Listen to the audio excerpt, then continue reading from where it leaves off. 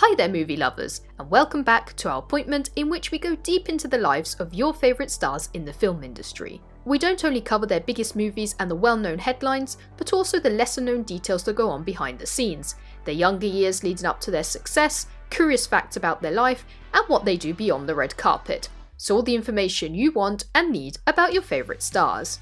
If you want to be the first to receive all the latest news about films and series, make sure to subscribe to FilmIsNow and to tap the notification bell to be updated across all your devices. Today's video is about an actor who's so famous that he even was the first choice for the role of Iron Man in the MCU, as well as starring in nearly 50 other high-profile films. Today it's all about Tom Cruise. Before the years of the red carpets, paparazzi and millions of dollars, many actors lived pretty regular lives.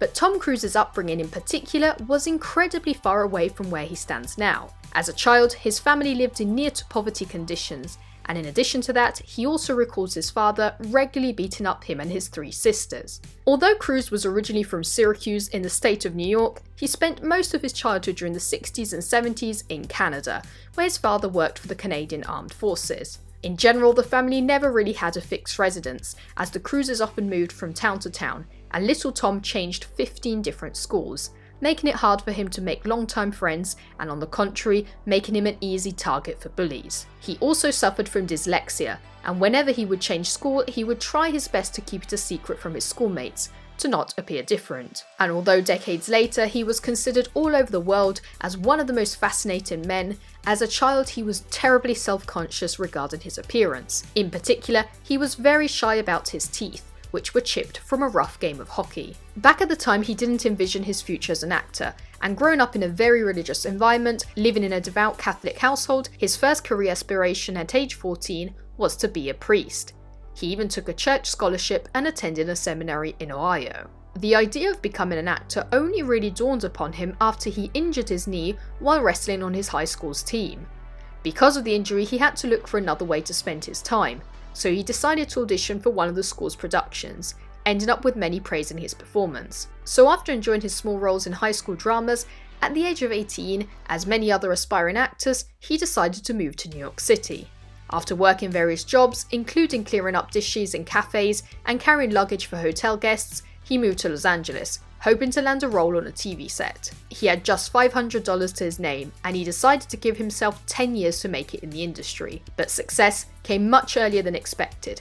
As for his debut, he hit a pot of gold by working right away with world-famous director Franco Zeffirelli in the romantic comedy Endless Love. Although his was a very small role, this launched him into various other roles, for example in the coming-of-age drama The Outsiders, directed by none less than Francis Ford Coppola.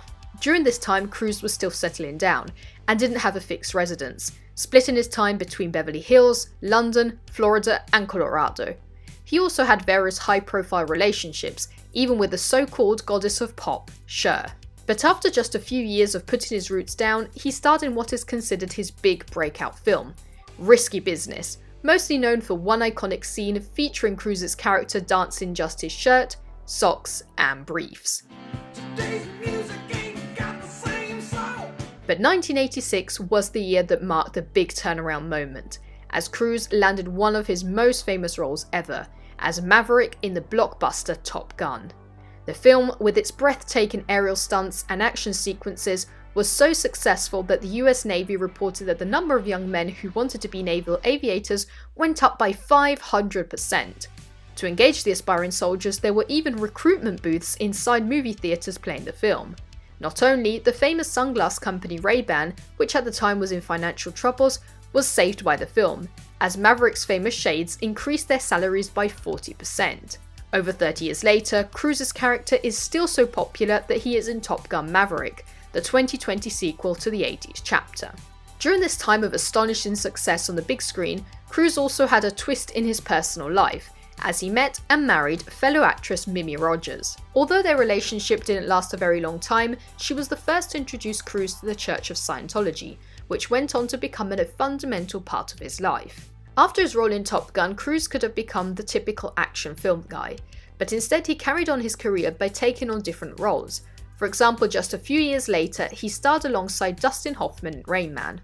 In this touching comedy drama, Hoffman and Cruise portrayed two newfound brothers, who engage in a lengthy journey across America, during which they get to know each other and Cruise's character learns a lot about his brother's autism. After Rain Man, he took even more different types of characters, as he was a Vietnam War veteran in the biographical war drama Born on the 4th of July, and right after that he was in the horror/drama Interview with the Vampire. This gothic flick actually put Cruise in an odd spotlight, as the writer of the novel on which the film is based wasn't pleased in the least with him being cast, harshly criticising him very publicly. But after watching the film, she changed her mind so much that she even paid nearly $8,000 for a 2-page ad in Daily Variety to deeply apologise to him. Well, after all, even bad publicity is still publicity, and regardless of the incident, most figures in the industry were already pretty convinced of Cruise's abilities as an actor. In fact, he was such a beloved figure that when Disney's blockbuster Aladdin was released, people noticed similarities between Cruise and the film's protagonist. This was no coincidence. The animators at Disney actually borrowed features from Cruise's face and hair to make the character more likeable. During the early 90s, he was then cast in many productions such as Days of Thunder, in which he was a young race car driver out to make a name for himself in NASCAR, but his worldwide popularity was consolidated in 1996 when he became the star of Mission Impossible, the first film in a multi-billion-dollar worth franchise in which he portrays the skillful and experienced spy Ethan Hunt.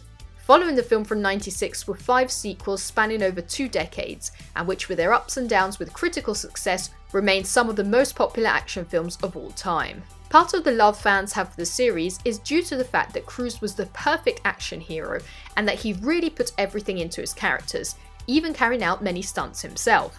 Just to mention some of his feats, in Mission Impossible Rogue Nation, he kept his breath underwater for 6 minutes, and even dangled himself off the side of an airplane. In Mission Impossible Ghost Protocol, he then dangled himself off the side of the tallest building in the world, the Burj Khalifa in Dubai. And while filming Mission Impossible Fallout, he attempted to leap from a rigging, missed, and ended up breaking his ankle.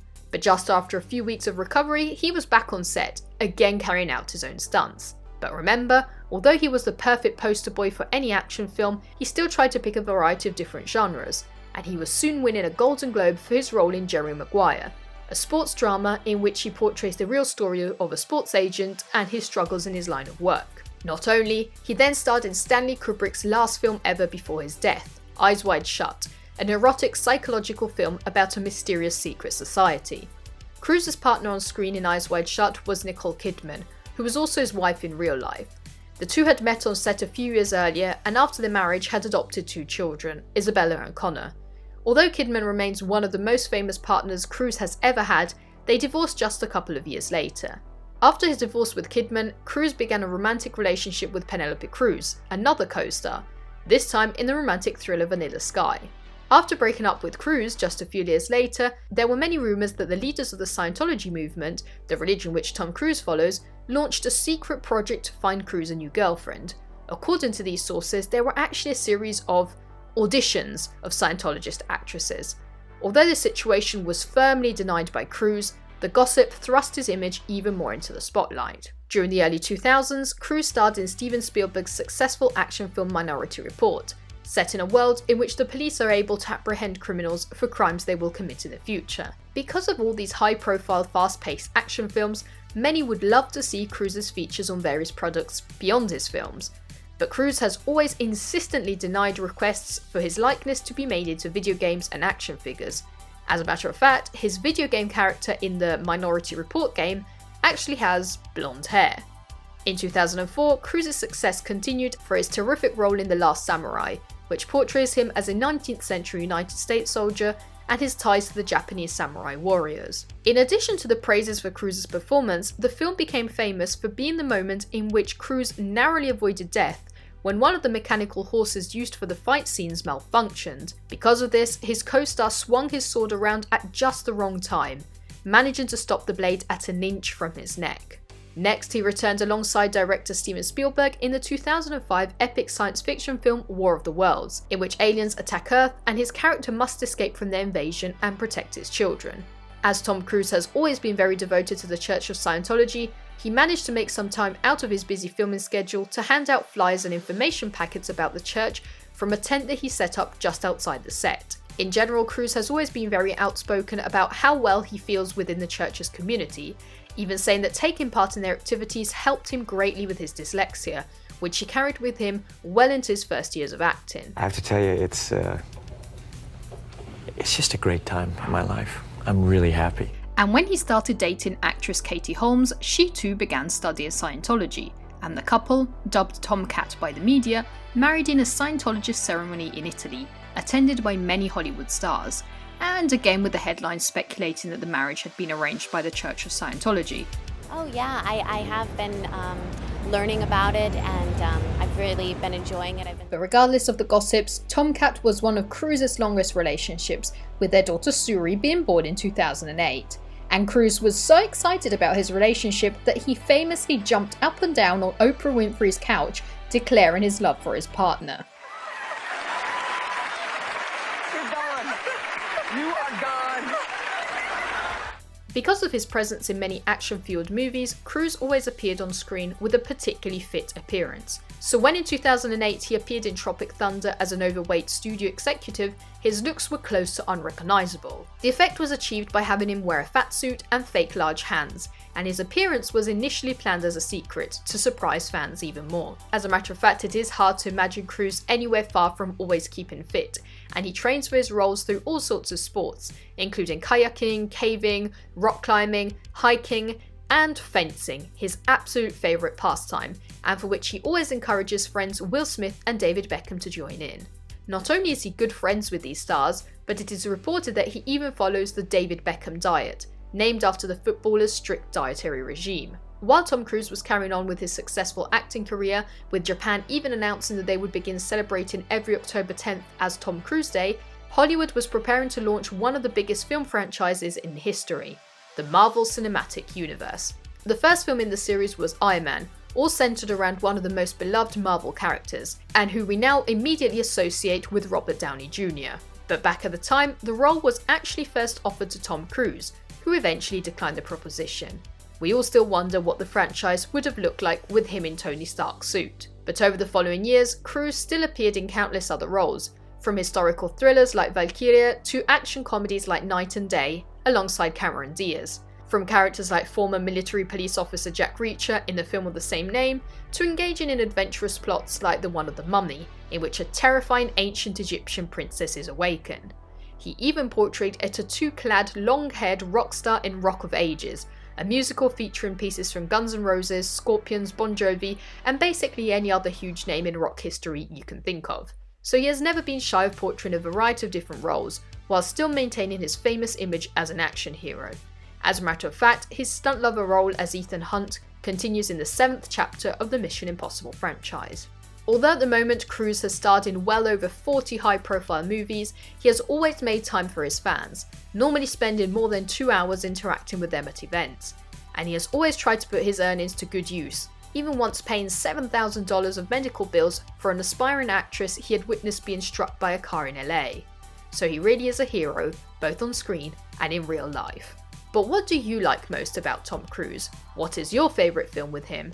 Did you love watching him dance in Risky Business, or did you cheer on for him in Top Gun? Let us know your thoughts with a comment down below. And if you want to be the first to get to know all the latest updates about the world of films and series, make sure to subscribe to FilmIsNow and to tap the notification bell to be updated across all your devices. And if you want to share your love for the big and little screen, check out our awesome merch right below this video. We have something different for all fans.